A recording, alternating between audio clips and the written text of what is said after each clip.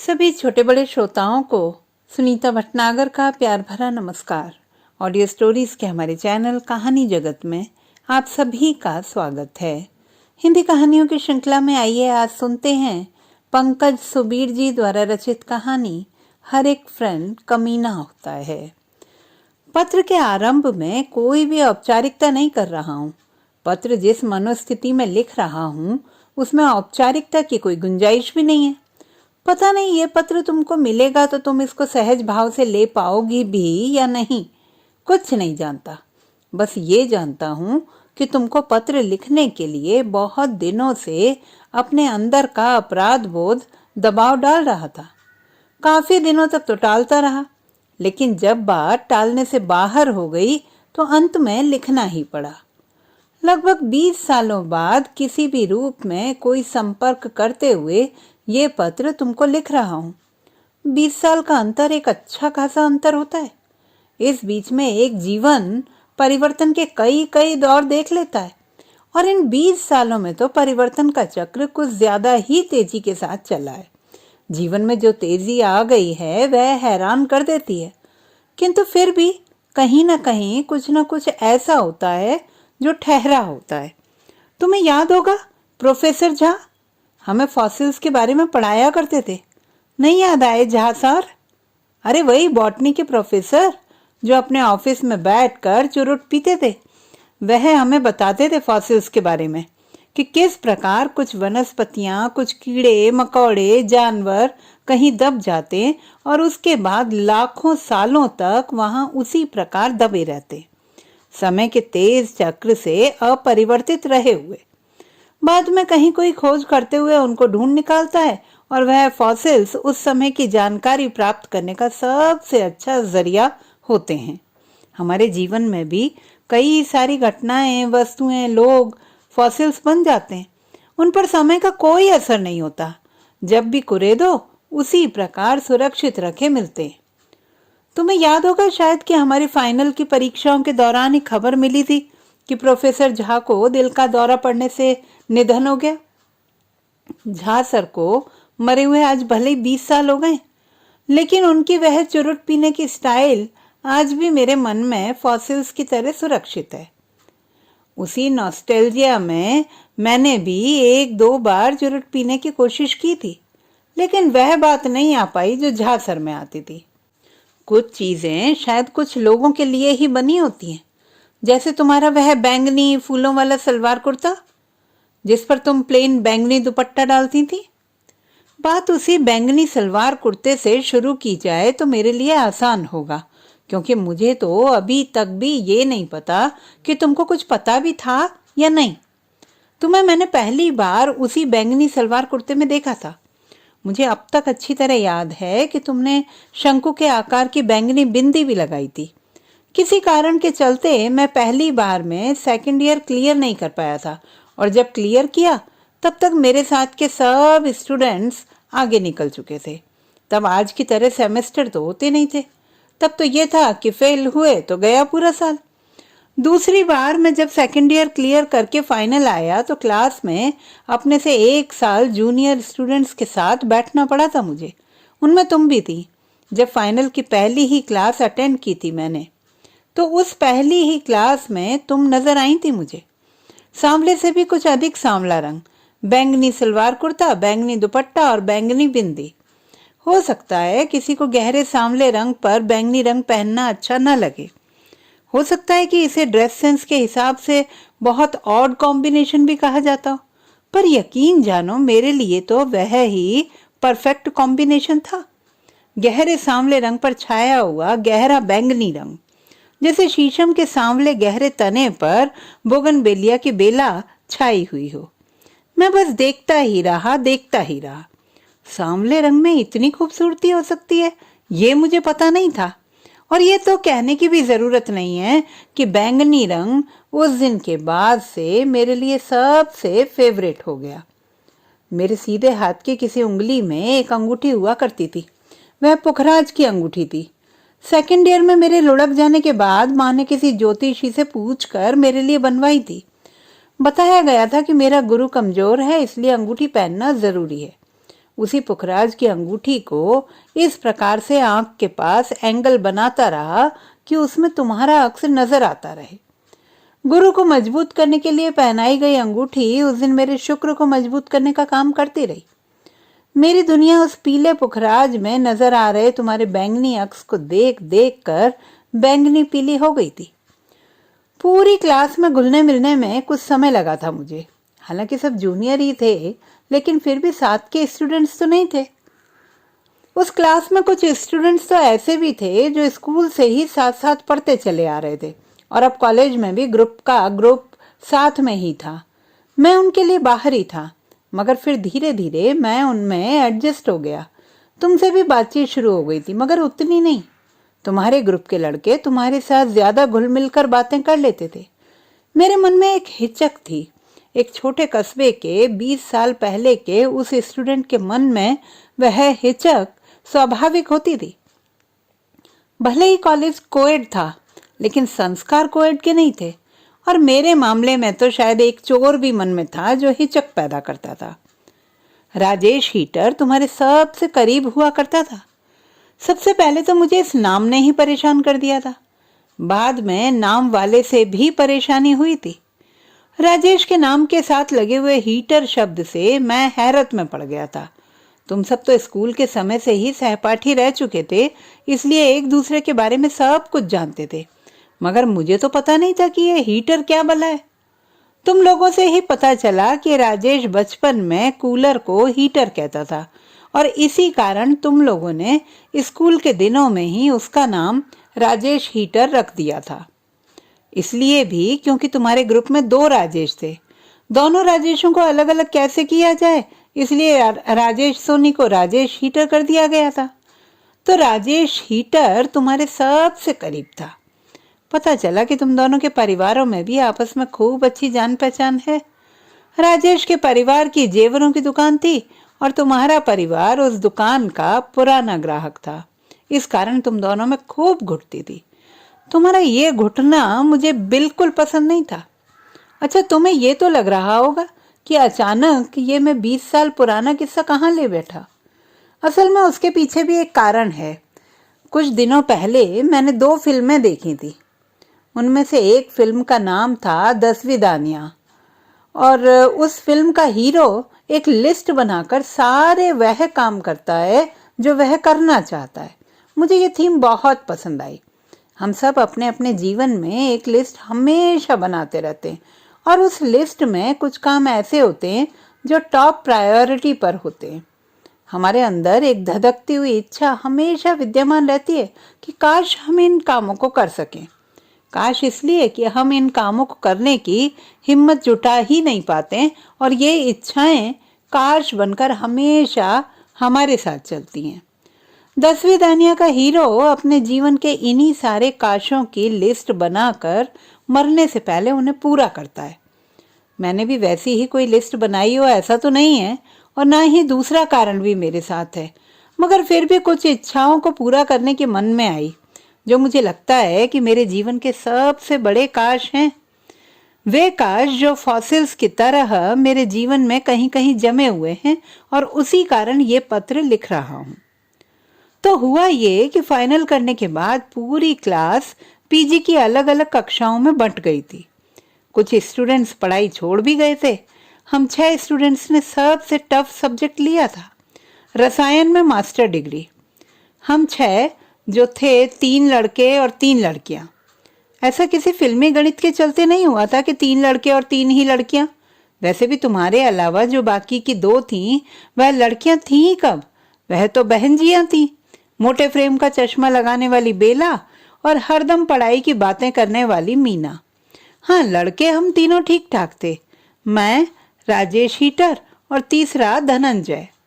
मुझे रसायन हमेशा से ही डराता था और उसी में मेरे सबसे कम नंबर आते थे, लेकिन मेरे पास तो कोई ऑप्शन भी नहीं था, क्योंकि तुमने रसायन में पीजी करने का निर्णय पहले ही ले लिया था, और तुम्हारे कारण ही राजेश हीटर ने भी रसायन लेने का निर्णय लिया था। ये दोनों ही कारण मिलकर तीसरा कारण बने मेरे रसायन लेने का। रसायन में पीजी के अपने कॉलेज के पिछले रिजल्ट भी डरावने थे। हमसे ठीक पहले के साल में जो 5 स्टूडेंट्स पीजी कर रहे थे, वे सब के सब फेल हो गए थे और इस साल वे सारे समाज शास्त्र में एमए कर रहे थे।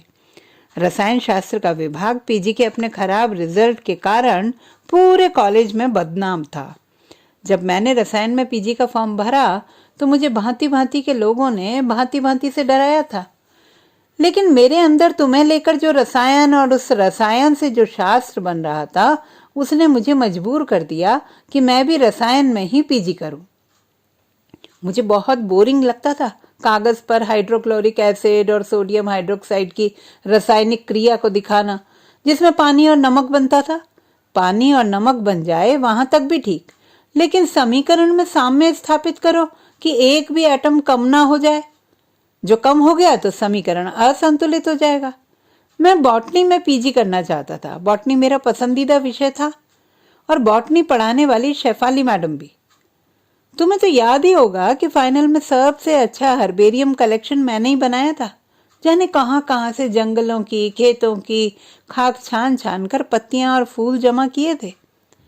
उनको कॉपियों में दबा दबा कर, सुखाकर, फिर ड्राइंग शीट पर चिपका कर हर्बेरियम कलेक्शन बनाया था, शेफाली मैडम को प्रभावित करने के लिए।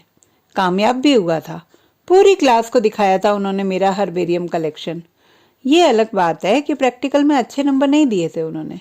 मैंने उनका नाम हिबिस्कस रोजा साइनेंसिस रखा था। तुम्हें तो याद होगा, गुड़हल के फूल का बॉटनिकल नाम होता है ये। तुम शायद जवा कुसुम कहती थी गुड़हल को, अपने किसी बंगाली पड़ोसी के कारण। शेफाली मैडम जिस प्रकार से हमेशा लाल कपड़े पहनती थीं, उसके चलते ही वह नाम दिया था मैंने उनको। शायद उन्हें भी पता चल गया था कि मैंने उनको ये नाम दिया हुआ है। मैं समझता था कि वह इसे कॉम्प्लीमेंट की तरह लेंगी, लेकिन प्रैक्टिकल में मिले नंबरों ने मेरी गलत फहमी को दूर कर दिया था। बुरा मानना था तो झांसर को मानना था, जिनको चुरुट पीने की आदत के कारण मैंने उनको तंबाकू का बॉटनिकल नाम निकाटियाना टबैकुम नाम दिया था, जिसको और शॉर्ट करके हम उनको टबैकुम बुलाते थे। मगर वह बेचारे तो बुरा मानने से पहले ही चल बसे। खैर, तो लब्बो लुआब ये कि शेफाली मैडम के लाल रंग और तुम्हारे बैंगनी रंग के बीच तुम्हारा ये बैंगनी रंग जीत गया। वैसे भी शेफाली मैडम मेरे लिए गूलर का फूल थी, पत्थर का अचार थी। फिर भी बॉटनी में पीजी न कर पाने का मलाल अभी भी सालता है। जब भी नवरात्रि में दुर्गा पूजा पर गुड़हल के फूल देखता हूँ तो शेफाली मैडम याद आ जाती हैं। रसायन शास्त्र के डिपार्टमेंट में आकर बॉटनी डिपार्टमेंट की याद और शिद्दत से आने लगी थी, क्योंकि रसायन शास्त्र के डिपार्टमेंट में कोई भी मैडम नहीं थी। 3 सर थे, बूढ़े, खूंसट और तीनों ही गंजे, तोंदियल। और मजे की बात ये कि 3 में से 2 तो गुप्ता थे। कहाँ हिबिस्कस के ललछोएपन से ललियाती बॉटनी की लैब और कहाँ ये H2S की सड़े अंडे समान गंध से गंधियाती रसायन शास्त्र लैब। मगर धीरे धीरे मलाल कम होता चला गया, इसलिए भी क्योंकि क्लास में हम केवल 6 ही थे। हम 6 में एक प्रकार की केमिकल बॉन्डिंग होने लगी थी, दोस्ती की बॉन्डिंग। हम सब के लिए वह एक अलग ही अनुभव था। इतनी छोटी क्लास जिसमें केवल 6 ही स्टूडेंट्स हो। जब भी सब में एका हुआ तो एक साथ कॉलेज नहीं आए, हो गई छुट्टी। बस इसी बॉन्डिंग ने मेरे मन में एक प्रकार का डर पैदा कर दिया था। डर इस बात का कि जब बाकी सबको पता चलेगा कि मेरे मन में तुम्हारे लिए क्या है, तो वे बाकी मेरे बारे में क्या सोचेंगे। हम 6 धीरे धीरे एक परिवार की तरह होते जा रहे थे। ऐसे में ये डर आना स्वाभाविक सी बात थी। जो दोस्ती, जो अपनापन हम सब के बीच में पनप चुका था, उसमें एकदम से दरार आ जाएगी। एक अलमस्त जिंदगी जिसमें नो फिकर, नो टेंशन टाइप का जीवन हम जी रहे थे, उसे मैं खोना नहीं चाहता था। पता है अचानक तुमको ये पत्र लिखने का विचार कैसे आया? कुछ दिनों पहले देखी गई वह दूसरी फिल्म इसके पीछे मुख्य कारण है। उस फिल्म में भी 3 दोस्त थे, मैं, राजेश और धनंजय। फिल्म का नाम था जिंदगी न मिलेगी दोबारा। वह तीनों दोस्त कॉलेज के बरसों बाद फिर से मिलते हैं और उन सारे कामों को करते हैं जिनको करने की वे कॉलेज के समय में सोचा करते थे। फिल्म की थीम लगभग वैसी ही थी जैसे 10वीं दानिया की थी, लेकिन कुछ अंतर था दोनों में। यहाँ 3 दोस्त मिलते हैं, तीनों मिलकर कुछ फैंटेसियों को पूरा करते हैं, जैसे स्काई डाइविंग, सी डाइविंग और जाने क्या क्या। तीनों की अपनी अपनी एक एक फैंटेसी होती है जिसे वे पूरा करते हैं। वे तीनों बिल्कुल हम तीनों की ही तरह थे, अलमस्त, बिंदास और मस्त मौला टाइप। दोस्तों के बीच तो हर कोई शायद ऐसा ही हो जाता होगा। किसी ने कहा भी तो है कि हम शरीर से किसी के भी सामने नंगे हो सकते हैं, किंतु मन से, जमीर से, आत्मा से हम केवल और केवल अपने कॉलेज के दोस्तों के सामने ही नंगे हो सकते हैं। जिंदगी के वे काम करना जो हमारी फैंटेसी में शामिल रहे हों बहुत ज़रूरी है, मगर उन कामों को भी कर देना चाहिए जो हमारे साथ अपराध बोध बनकर लदे रहते हैं। ये दोनों ही आवश्यक काम होते हैं। लग रहा है ना कि मैं फिल्मी भाषा में बात कर रहा हूँ, उसी कॉलेज वाले की तरह। हाँ, उसी भाषा में बात कर रहा हूँ। वह कॉलेज वाले शब्द छूटते ही कब है। ये अलग बात है कि हम खुद को संयमित करके उन शब्दों को जुबान पर आना रोकते रहते हैं। भद्र होने की कुछ तो कीमत चुकानी पड़ती है ना। कॉलेज लाइफ एक समग्र रूप से अभद्र जिंदगी होती है, अपनी सीमित दुनिया में भरपूर अभद्रता से भरा हुआ समय का एक टुकड़ा। तुम्हें लग रहा होगा कि ये भी 10वीं दानिया के हीरो की ही तरह एक स्थगित प्रेम इजहार है जो कि 20 साल बाद हो रहा है, मगर ऐसा नहीं है। हाँ, ये सही है कि इसमें वह 20 साल पुराना प्रेम शामिल है, लेकिन इसके अलावा भी बहुत कुछ है। अब मैं उसी बात पर आना चाह रहा हूँ। ये सब कुछ जो मैंने भूमिका में लिखा है केवल इसलिए ताकि तुम दोनों उस माहौल में पहुंच जाओ जो उस समय का माहौल था, क्योंकि सब कुछ जानने के लिए उस समय के माहौल में होना बहुत जरूरी है। बिना माहौल के कुछ समझ में नहीं आएगा। काश जिंदगी न मिलेगी दोबारा के उन दोस्तों की तरह हम सब भी मिलते और सारी बातों पर चर्चा करते, सारी बातों पर। मगर वह हो नहीं सकता है, इसीलिए ये लंबी भूमिका लिखी है। रसायन शास्त्र की वह लैब धीरे धीरे हम में घुलने लगी थी। H2S की वह सड़े अंडे समान गंध कितनी अपनी सी लगने लगी थी हमें। हम सारे उसी गंध के बीच बैठकर समोसे की, कचौरियों की पार्टी करते, अपने साथ लैब असिस्टेंट को भी शामिल कर लेते। प्रैक्टिकल परीक्षा में तो यही लैब असिस्टेंट काम आता था, जो चुपके से बता जाता था कि कौन सी पुड़िया में कौन सा केमिकल रखा गया है। उन्हीं सबके बीच मेरे दिल में कुछ चीजें और बढ़ने लगी थी। जब तुम परख नली में नाइट्रेट का ब्राउन रिंग टेस्ट लगाती तो ऐसा लगता कि परख नली में नहीं बल्कि मेरे दिल में एक भूरा वलय बन रहा है, भूरा वलय जो गाढ़ा होने लगता। इधर तुम कॉपी में नाइट्रेट का कंफर्मेशन लिखती और इधर दिल में बन रहा भूरा वलय प्रेम का कंफर्मेशन कर देता। प्रेम का और नाइट्रेट का परीक्षण मुझे हमेशा से एक सा ही लगता है। वहां परखनली में भूरा वलय बनता है, यहाँ दिल में। वहां भी परखनली के किनारे किनारे धीरे धीरे केमिकल डाला जाता है और यहाँ भी, वहां भी दोनों केमिकलों के संधि स्थल पर भूरा वलय बनता है और यहाँ भी। बस अंतर ये होता था कि उस भूरे वलय को तुम देख लेती थी और इस भूरे वलय को तुम मेरी सारी कोशिशों के बाद भी देख नहीं पा रही थी, उसके होने का एहसास तक नहीं कर पा रही थी। याद होगा एक बार हम सब बारिश में फंस गए थे। बारिश इतनी तेज हो रही थी कि हम कॉलेज से घर नहीं जा पा रहे थे। उस दिन 2 घंटे तक हमने लैब में ही महफिल जमाई थी। तुम सब लोगों के बहुत कहने पर मैंने एक गाना गाया था, चांद सी महबूबा हो मेरी कब ऐसा मैंने सोचा था। मुझे लगा था कि ये गाना सुनकर तुम समझ जाओगी कि ये गाना मैं तुम्हारे लिए ही गा रहा हूँ, लेकिन तुम तो थी 90 के दशक की एक छोटे से कस्बे की लड़की। तुमको कहाँ पल्ले पड़ता था ये सब। मुझे याद है कि एक सूरत भोली भाली है, 2 नैना सीधे साधे हैं अंतरे को गाते समय तुमसे मेरी नजरें काफी देर तक के लिए मिली थी। तुम अपनी चिर परिचित मुद्रा में हथेली पर थोड़ी टिकाए मुस्कुरा रही थी। तुम्हारी मुस्कुराहट से मुझे लगा था कि मेरा काम हो गया है, मगर कुछ नहीं हुआ। पीजी का पहला साल गाने गाते समोसे उड़ाते बीत गया। समय आगे खिसक रहा था और मैं तुमसे कह नहीं पा रहा था। जो कुछ मैं बिना कहे समझाना चाह रहा था वह तुम समझ ही नहीं रही थी। कितनी गधी थी तुम, पहले मैं समझता था कि तुम जानबूझकर सब कुछ समझते हुए भी अनजान बनी हुई हो, मगर नहीं, तुम तो सचमुच ही निरी मूर्ख थी। यदि फ्रेंडशिप की कहूं तो हम सब में बहुत मजबूत दोस्ती हो गई थी, जो जाहिर सी बात है कि तुम्हारे और मेरे बीच में भी थी, मगर वह वैसी ही थी जैसी तुम्हारी धनंजय और राजेश के साथ भी थी। मतलब कि मेरे हिस्से में कुछ अधिक नहीं आ रहा था। इसी बीच एक और घटनाक्रम हुआ था, और वह यह है कि एक बार राजेश और मैं अपने फाइनल के साथी लड़कों के साथ संडे को क्रिकेट मैच खेलने गए थे। उस दिन कुछ ऐसा हुआ कि मेरे मन में गांठ पड़ गई। उस दिन लड़के राजेश को बार बार तुम्हारा नाम ले लेकर छेड़ रहे थे। हालांकि राजेश उस सब में सहमति नहीं जता रहा था, लेकिन वह उस सब का कोई प्रतिरोध भी नहीं कर रहा था। मौन का नाम सहमति ही होता है।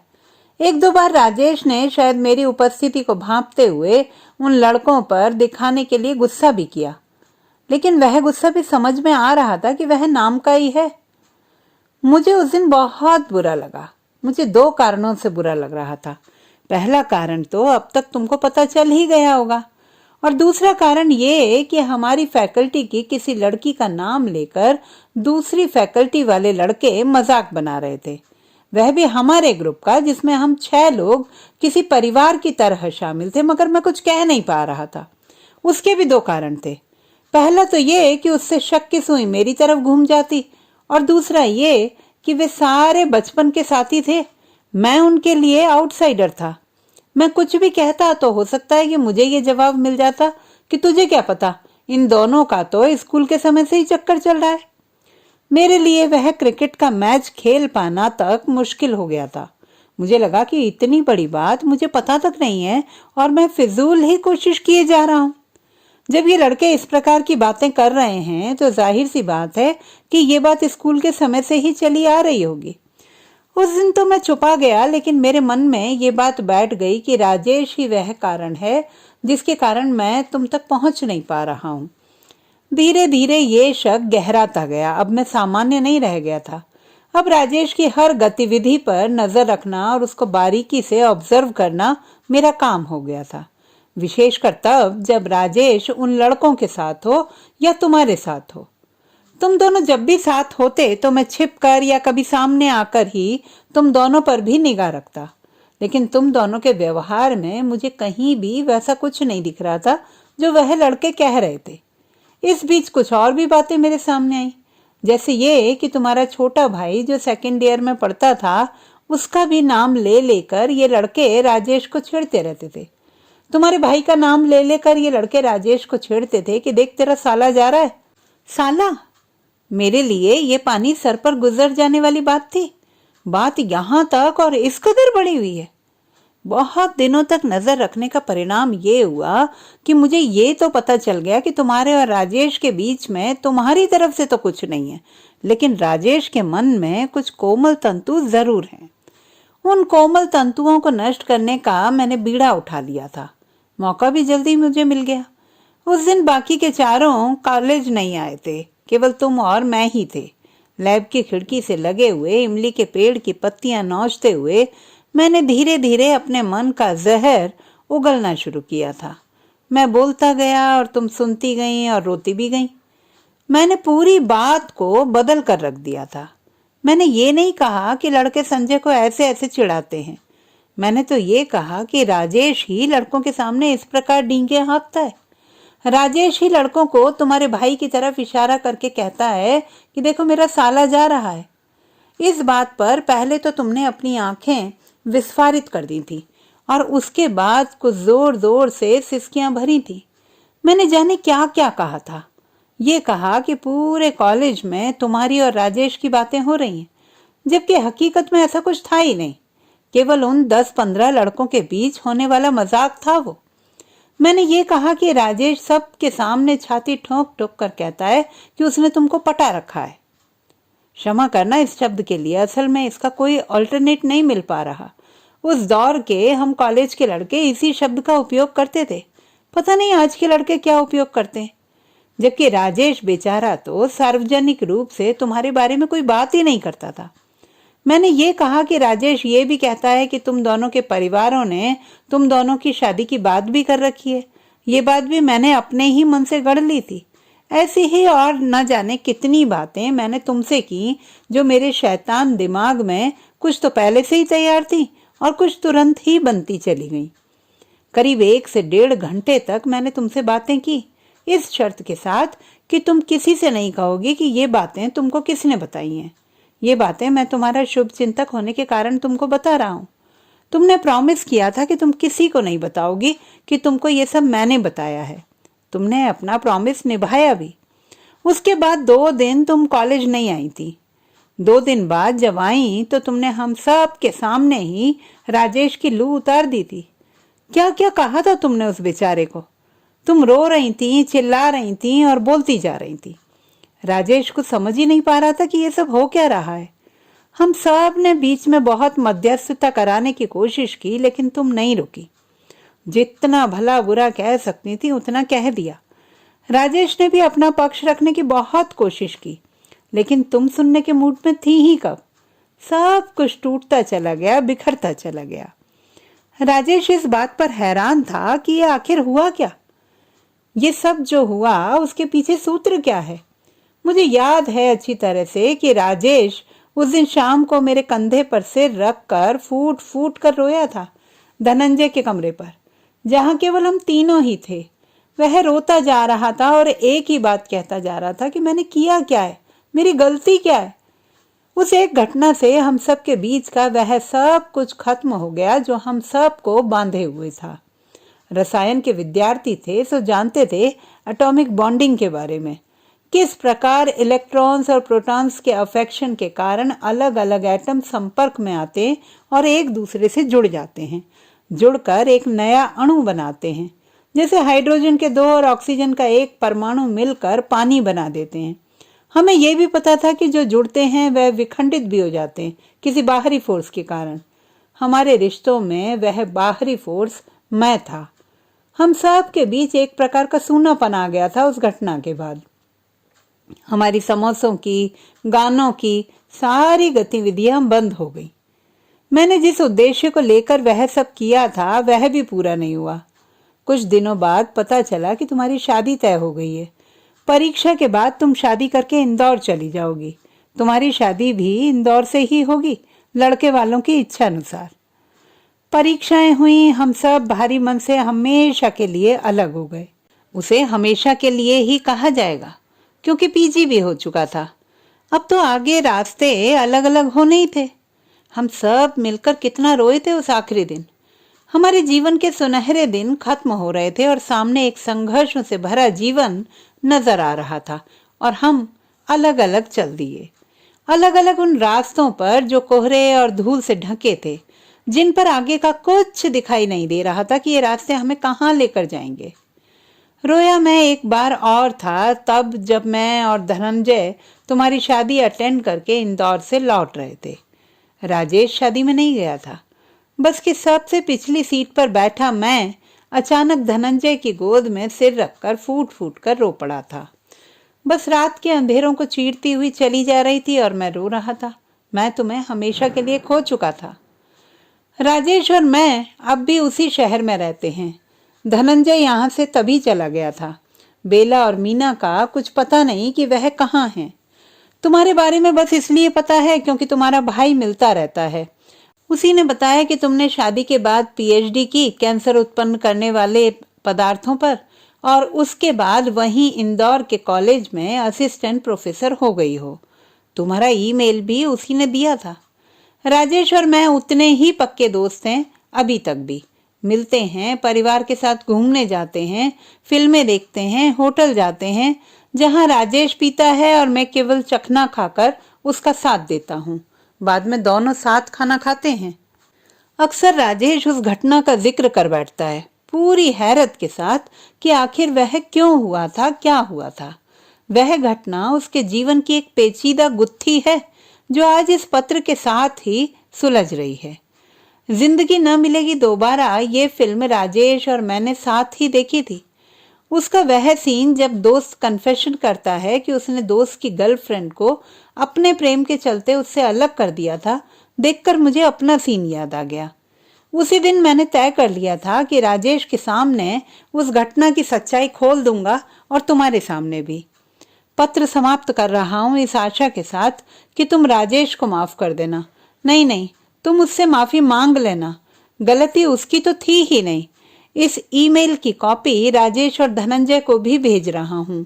बेला और मीना का ईमेल यदि तुम्हारे पास हो तो इसकी कॉपी उनको भी फॉरवर्ड कर देना। तुमको तो मैं बरसों पहले खो चुका था, आज पूरी तरह से खो रहा हूं और आज शायद राजेश को भी खो रहा हूं। कॉलेज के सुनहरे दिनों की अंतिम याद को खो रहा हूं। विदा या शायद अलविदा, 10 विदानियां। तुम सबका ही, समीर राजवैद्य। तो दोस्तों, ये थी हमारी आज की कहानी। आपको कैसी लगी कमेंट बॉक्स में लिखना ना भूलें। चैनल को सब्सक्राइब करें, लाइक करें और मित्रों के साथ शेयर करें।